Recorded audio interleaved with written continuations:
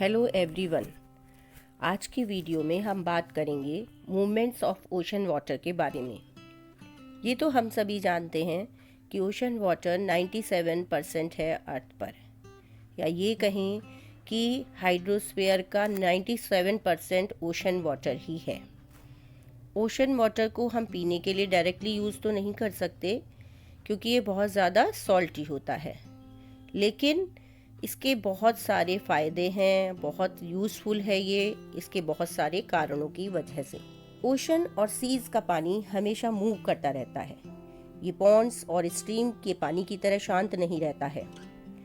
किसी न किसी कारण से ओशन वाटर में मूवमेंट होता ही रहता है। ओशन वाटर में डिफरेंट टाइप्स के जो मूवमेंट्स होते हैं उनमें 3 मूवमेंट्स बहुत इंपॉर्टेंट हैं: वेव्स, टाइड्स एंड करेंट्स। तो चलिए सबसे पहले बात करते हैं वेव्स के बारे में। ओशन का पानी जब ओशन के सरफेस पर ऊपर और नीचे जाता है तो वो वेव्स कहलाती हैं। वाटर पार्टिकल्स के ऊपर और नीचे जाने से ओशंस के सरफेस पर वेव्स बनती हैं। वेव्स विंड्स के पुशिंग एक्शन के कारण जनरेट होती हैं। विंड का प्रेशर या जिसे हवा का प्रेशर पानी भी कह सकते हैं, पानी को ऊपर या नीचे की तरफ पुश करता है। तो वेव्स का ऊपर का पार्ट क्रेस्ट कहलाता है और वेव्स का नीचे का पार्ट ट्रॉफ कहलाता है। वेव्स को ओशन के सरफेस पर ही महसूस किया जा सकता है, ना कि ओशन की डेप्थ या गहराई में। वेव्स हवा की स्ट्रेंथ के हिसाब से साइज और हाइट में बड़ी या छोटी होती हैं। अगर हवा बहुत तेज़ हो तो लहरें भी तेज़ और ज़्यादा हाइट की होंगी, और अगर हवा की गति धीमी है तो लहरें भी कम हाइट और साइज़ की होंगी। हल्की हवा की वजह से रिपल्स या छोटी छोटी लहरें पैदा होती हैं, और हवा की गति अगर बहुत ज़्यादा है तो उससे सुनामी जैसी बहुत तेज़ लहरें भी पैदा हो सकती हैं, जिसकी वजह से साइक्लोन जैसी स्थिति पैदा हो जाती है। नेक्स्ट ओशन मूवमेंट है टाइड्स। समुद्र का पानी दिन में 2 बार ऊपर चढ़ता है और फिर नीचे गिरता है रेगुलर इंटरवल्स पर, तो इसे ही टाइड या ज्वार भाटा कहते हैं। पानी समुद्र के किनारे तेजी से ऊपर उठता है कुछ घंटों के लिए, फिर धीरे धीरे नीचे आ जाता है।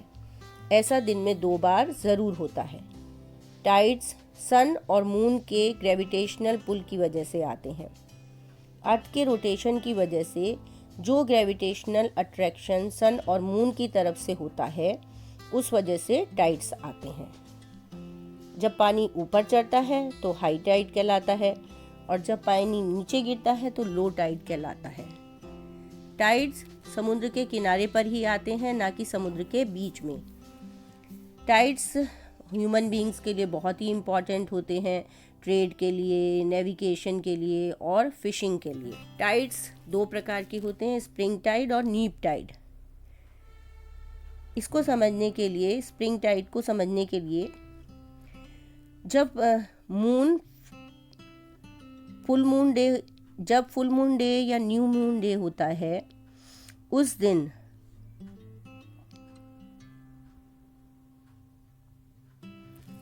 मतलब जब टाइड्स 2 प्रकार के होते हैं, स्प्रिंग टाइड और नीप टाइड।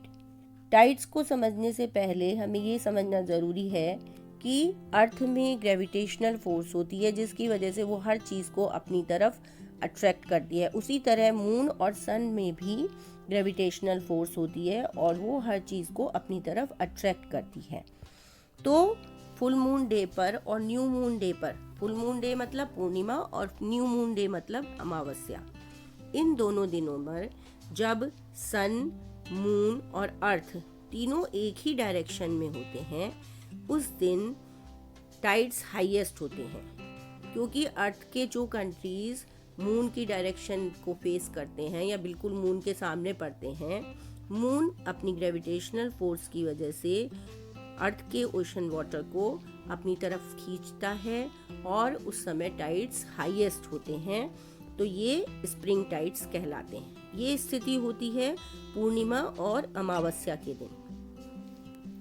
लेकिन अपने फर्स्ट और लास्ट क्वार्टर में जब मून आता है, उस समय नीप टाइड आते हैं। नीप टाइड क्या होते हैं? ये भी 2 बार आते हैं मंथ में। जब मून और सन अर्थ के राइट एंगल में होते हैं, उस समय नीप टाइड आते हैं। इस स्थिति में उनकी टोटल ग्रेविटेशनल पुल अर्थ के वाटर पर कमज़ोर हो जाती है, क्योंकि ये दोनों डिफरेंट डायरेक्शन से आ रही होती है। तो इस तरह के उस समय टाइड्स लो हो जाते हैं और वो नीप टाइड्स कहलाते हैं। लेकिन इसमें एक बात समझने की है कि टाइड्स लाने में मून का रोल ज़्यादा सिग्निफिकेंट है। हालांकि मून सन से बहुत छोटा है, लेकिन ये अर्थ के बहुत पास है, इसलिए मून की फोर्स ऑफ अट्रैक्शन अर्थ पर ज़्यादा होती है बनस्पत के सन के। चलिए थर्ड ओशन मूवमेंट की बारे में समझते हैं। थर्ड ओशन मूवमेंट है ओशन करेंट्स। ओशन करेंट्स वो स्ट्रीम्स ऑफ वाटर हैं या पानी की वो धाराएं हैं जो ओशन के सरफेस पर लगातार एक डेफिनेट डायरेक्शन में फ्लो करती रहती हैं। एक्चुअली में ओशन करेंट्स ओशन के अंदर बहने वाली हॉट और कोल्ड ओशन करंट्स बहुत सारे कारणों से पैदा होते हैं, जिनमें से मेन है विंड, रेन, इवेपोरेशन और टेम्परेचर। ओशन करंट्स दो तरह के होते हैं, कोल्ड करंट्स और वार्म करंट्स। चलिए अब इन दोनों के बारे में समझते हैं, वार्म करंट्स और कोल्ड करंट्स के बारे में। वार्म करंट्स इक्वेटोरियल रीजन से पोलर रीजन्स की तरफ को चलते हैं, जबकि कोल्ड करंट्स पोलर रीजन से इक्वेटोरियल रीजन की तरफ चलते हैं। वार्म करंट्स का टेम्परेचर अपने आसपास के सराउंडिंग वाटर से थोड़ा ज़्यादा होता है, वहीं कोल्ड करंट्स का टेम्परेचर सराउंडिंग वाटर से थोड़ा कम होता है। वार्म करंट्स कोस्टल एरियाज़ का टेम्परेचर बढ़ा देते हैं, वहीं कोल्ड करंट्स कोस्टल एरियाज़ का टेम्परेचर कम कर देते हैं। जो विंड्स वार्म करंट्स के ऊपर से होकर पास होती हैं वो बहुत ज़्यादा मॉइस्चर एब्जॉर्ब कर लेती हैं और उस वजह से कोस्टल एरियाज में बहुत ज़्यादा बारिश करती हैं। वहीं कोल्ड करंट्स के ऊपर से निकलने वाली हवाएं बहुत ज़्यादा ड्राई और ठंडी हो जाती हैं, जिस वजह से कोस्टल एरियाज में बहुत कम बारिश होती है। वार्म करंट्स नेविगेशन में बहुत हेल्प करते हैं, क्योंकि समुद्र में जो आइसबर्ग्स होते हैं उन्हें मेल्ट कर देते हैं। लेकिन कोल्ड करंट्स के कोल्ड करंट्स से नेविगेशन में बहुत मुश्किल होती है, क्योंकि कोल्ड करंट्स की वजह से ही आइसबर्ग्स बनते हैं। वार्म करंट्स पोलर रीजन्स को भी आइस से फ्री रखते हैं, मतलब पोलर रीजन्स में भी आइस नहीं रहती जहां वार्म करंट्स होते हैं। वहीं कोल्ड करंट्स चाहे लोअर लैटिट्यूड में ही क्यों ना हो आइस बनाते हैं, मतलब अगर वो इक्वेटर के पास भी हैं कोल्ड करंट्स तो भी वहां पर आइस बनाते हैं। वार्म करंट्स का एक एग्जाम्पल गल्फ स्ट्रीम है और कोल्ड करंट का एक एग्जाम्पल लैब्राडोर ओशन है। तो ये थे ओशन में होने वाले डिफरेंट मूवमेंट्स। होप आपको कॉन्सेप्ट क्लियर हो गया होगा। अगर वीडियो पसंद आई तो लाइक कीजिएगा और इस तरह की और वीडियोस देखने के लिए चैनल को सब्सक्राइब करना ना भूलें। Thank you.